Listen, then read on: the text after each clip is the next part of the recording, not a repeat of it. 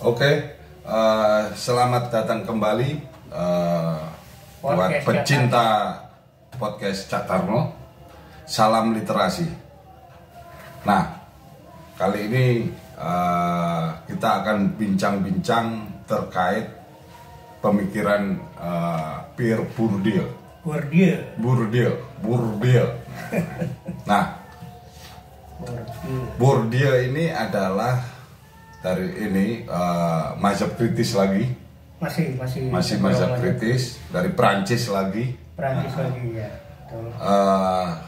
Bourdieu ini secara kelas sosial sebenarnya dia adalah kelas sosial yang rendahan. Tukang pos. Karena beliau itu anak tukang pos. Yang kemudian bagaimana Bourdieu itu mendapat semacam penghargaan sebagai seorang sosiolog, bahkan ada yang mengatakan dia juga seorang antropolog kan gitu, bahkan filsafat juga. Akhirnya filsafat. Nah, kali ini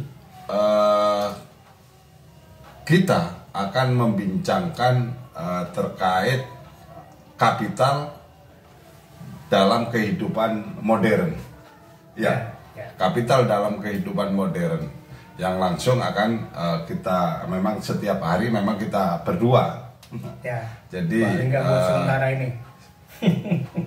Ya memang kami membuat podcast ini agar ini dapat menjadi pengantar bagi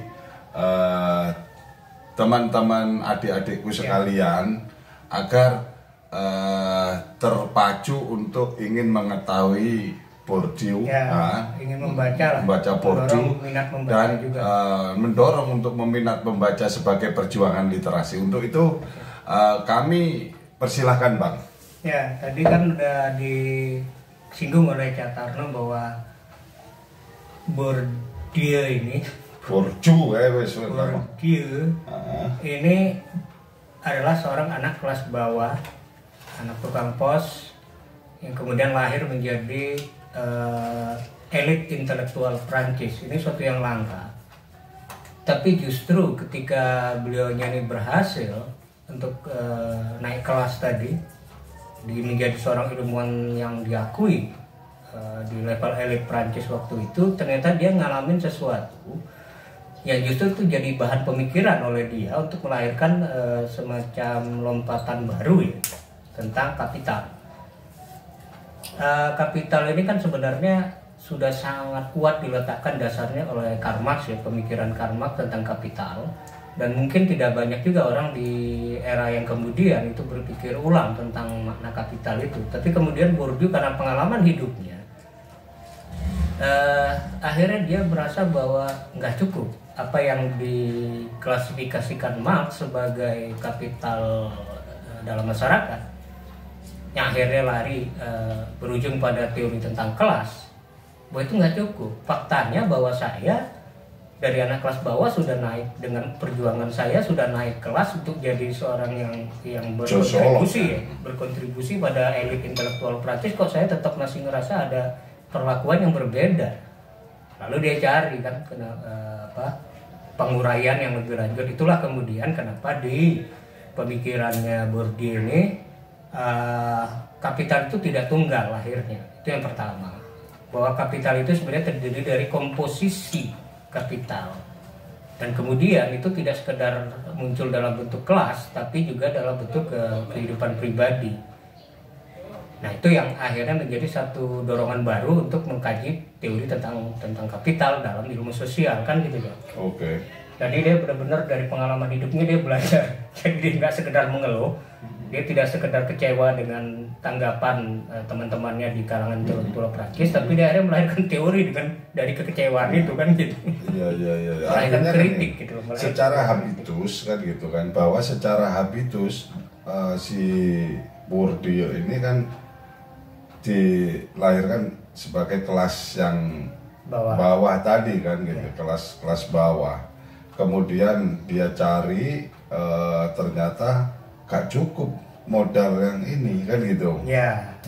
Modal ekonomi ini gak cukup. Kalau ini dibuat bagaimana modal ekonomi ini buat misalkan mengkelompok-kelompokkan ini nggak cukup kan, artinya kan itu yang dia ketika kita bicara soal ekonomi maka ada dikotomi atas dan bawah kan gitu. Nah kemudian oleh Bourdieu kan itu kemudian dia bangun juga lewat modal kebudayaan, budaya yang di situ adalah intelektual kan gitu. Nah itulah akhirnya kan muncul ada 4 paling enggak ya untuk awal titik berangkatnya Bourdieu. Nanti ini bisa mengembang lagi, tapi yang jelas yang dia rumuskan itu ada 4. Kapital ekonomi ini yang paling dasar, artinya dia sebenarnya tidak bergeser jauh dari Karl Marx juga. Artinya fondasi dasar masyarakat itu kapitalnya kapital ekonomi. Jadi dia bilang kapital ekonomi itu adalah kapital yang sangat mudah untuk dikonversi kepada kapital lain. Artinya tetap jadi satu yang penting gitu loh kapital ekonomi itu, tapi tidak cukup. Maka dia harus ada pengembangan lain, ada kapital sosial, ada kapital budaya, ada kapital simbolik. Bahkan kemudian lebih jauh dia menemukan di ujung-ujung tulisan-tulisan yang di akhir-akhir itu dia mengembangkan konsep yang namanya metakapital. Bahkan sampai ke level itu. Metakapital. Nah, ada mungkin orang nanti menemukan kapital politik gitu loh. Yang dimaksud metakapital itu apa bang? Tadi, jadi pertama kan kita harus lihat dulu dari komposisi kapital tadi ya. Yang dasar kan ada 4 tadi itu. Nah 4 ini itu bisa beranak pinak sebenarnya. Itu. Dan tergantung dari arenanya. Tergantung dari arenanya. Nah itulah kenapa sifat kapital itu menjadi sangat cair dalam pemikiran Bourdieu dibandingkan dengan Karl Marx. Artinya kalau di Karl Marx tidak ada jalan lain untuk merubah masyarakat kecuali merubah struktur kapital. Nah Bourdieu melihat jalan lain itu, bahwa tidak semata-mata dari kapital ekonomi, dari sisi kapital lain itu juga bisa sebenarnya terjadi perubahan. Karena kalau Bourdieu itu kan ditentukan oleh nilai tukar memahami kapital ya. Apa itu Karl Marx? Karl Marx. Karl Marx kan ini oleh masalah soal nilai tukar kan gitu. Nah sementara Bourdieu ini justru lebih luas untuk memahami tentang kapital gitu ya Pak. Nah yang ingin saya tanyakan, apakah habitus dalam pemikiran Bourdieu itu bersifat ajak atau juga bisa berubah juga bang? Pada dasarnya dia bilang habitus itu tidak abadi tapi durable. Jadi maksudnya habitus bisa berubah tapi tidak gampang merubahnya. Jadi kayak durable itu kan barang yang tahan lama istilahnya gitu kan. Kayak apa ya? Kayak televisi, umpamanya televisi yang awet itu kan kita sebut barang durable. Artinya dia bisa bertahan sangat lama dan berfungsi sangat lama kan gitu. Artinya gini bang, boleh kalau misalkan saya mencontohkan diri saya sendiri lah ya.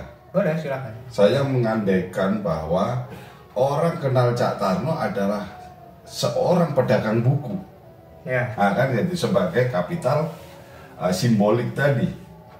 Habitusnya sebagai seorang simbol apa itu yang bersifat simbolik. Ya kan, Cak Tarno adalah sebagai pedagang buku.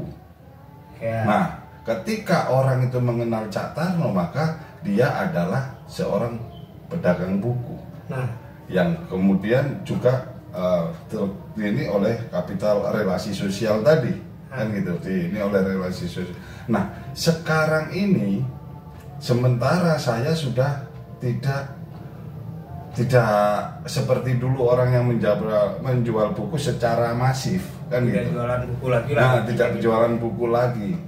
Nah, tetapi habitus saya dipandang oleh orang lain, tetap saya adalah sebagai pedagang buku. Nah, apakah itu itu bukti. Bukti habitus yang itu tidak mudah berubah. Tidak mudah berubah. Tapi bukan berarti dia abadi. Nah itu kata Bourdieu itu dia tetap ada kemungkinan dia bergeser ya habitus itu, tapi memang istilahnya kan gini kan, habitus itu hasil buah dari sejarah. Nah itu salah satu kata-kata Bourdieu yang saya ingat tuh. Artinya dia proses yang sangat lama. sampai mendapatkan habitus sebagai seorang pedagang buku, itu kan nabungnya bukan 1 tahun 2 tahun, bertahun-tahun sampai diakui sebagai seorang pedagang buku yang berbeda dengan pedagang buku yang lain yang kita musuhi waktu itu. Iya. Nah, untuk merubahnya kan berarti kan sama dengan merubah sejarah kan gitu. Butuh waktu, butuh proses yang sama mungkin beratnya dengan ketika sampai mengawali sebagai habitus pedagang buku. Dan sampai sekarang kan yang apa yang kita lakukan kan nggak bisa lepas dari kaitan dengan buku dan masih ada sisa-sisanya kan? Masih ada sisa-sisanya kan gitu, sisa-sisa dari habitus itu. Nah, itu kenapa istilahnya Bourdieu menyebutnya dia sebagai buah dari sejarah. Kemudian ada istilahkan histeresis. Histeresis ini kan suatu kondisi di mana ketika habitus arena berubah, habitus kita tidak sanggup untuk mengadaptasinya. Itu menimbulkan ketegangan psikologis, histeresis, kayak penyakit gitu loh, bisa jadi penyakit. Kayak contoh orang tua yang umpamanya di sebuah rezim politik, ketika rezim berubah, dia tidak bisa menyesuaikan diri dengan suasana yang baru. Nah, itu menjadi histeresis, menjadi penyakit psikologis bagi dia. Kayak dia pasti berulang-ulang bernostalgia tentang masa lalu, wah dulu enak begini gitu loh. Nah, itu salah satu bukti bahwa dia terikat oleh habitus lamanya dia. Kayak contoh gampangnya orang-orang zaman bapak-bapak kita Orde Baru lah. Di zaman reformasi mereka mengalami kesulitan untuk mengadaptasi bahwa dunia ini udah berubah. Ini udah zaman demokratis. Bahwa ada harga yang harus dibayar dengan demokratis itu ya. Generasi sekarang sudah biasa menerima itu kan gitu. Bertengkar-tengkar di medsos itu kan salah satu harga yang kita bayar kan gitu. Iya. Untuk memperjuangkan habitusnya. Nah, orang tua menganggap bahwa itu suatu gejala, waduh masyarakat udah nggak bisa dikendalikan macam-macam.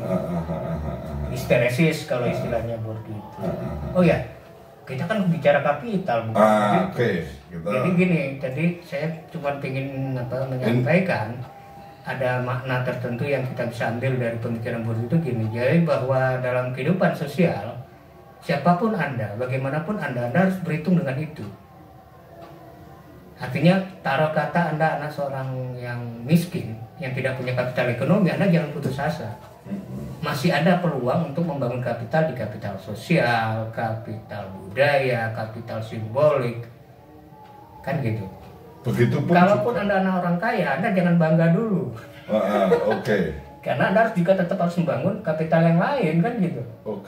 Untuk Anda benar-benar untuk muncul sebagai aktor yang berpengaruh di suatu arena. Jadi sifat pemikiran Bourdieu ini kan arena. Artinya kita tidak bisa jadi tokoh untuk semua bidang.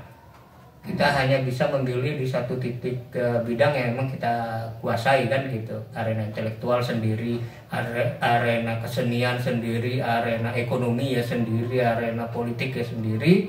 Nah, masing-masing orang itu akan berusaha membangun itu kan gitu, portofolio kapital istilahnya Bourdieu itu. Komposisi kapital yang cocok dengan arenanya. Nah, kalau kayak saya gini bagaimana, Bang? Sama. Yang tidak mempunyai portofolio kapital. Punya. Apa itu? Sama ini punya kapital sosial. Yang sudah bangun sekian lama. Ya, kapital sosial. Kapital budaya, sampai punya pemahaman tentang bagaimana proses intelektual di kampus. Oh, itu maksudnya. Kapital simbolik sampai bukan portofolio itu dalam bentuk misalkan ijazah atau apa kan gitu. Enggak. Tidak mesti. Ijazah itu salah satu bentuk kapital budaya. Yang itu yang istilahnya Bourdieu diformalisir. Jadi kapital budaya sendiri ada 3. Itu hanya salah satu. Ijazah itu salah satu. Pengakuan dalam bentuk ijazah. 3 itu apa, Bang? Ada kapital yang kapital budaya yang mewujud secara fisik. Kayak sampean punya lukisan. Itu kapital budaya yang mewujud secara fisik. Entah sampean beli, entah sampean dikasih orang atau apapun, tapi begitu orang lihat, dia punya lukisan ini gitu.